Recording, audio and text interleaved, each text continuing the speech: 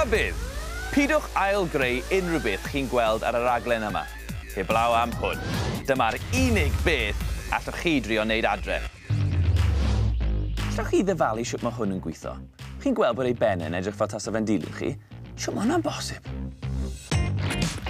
Wel, os ydyn ni'n symud o gwmpas tra'n edrych ar rhywbeth, mae'n ymenydd ni yn gwybod sut ddylai'r peth na edrych. Ond mae'r ffordd mae'r ddraig yma wedi cael ei greu yn tricio'r ymenydd. Dyw e ddim yr un siap a mae'r ymenydd yn ei ddisgwyl. Dyna pam chi'n cael eich drysu. Dyma sut mae'n edrych go iawn. Allwch chi gredu na? Gallwch chi greu un o'r rhain hefyd.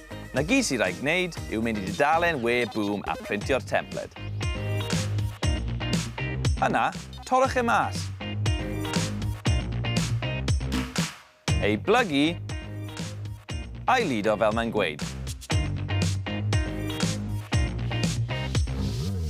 Byddwch chi'n meddwl bod chi wedi gwneud e yn anghywir achos dyw e ddim yn edrych fel draig o gwbl.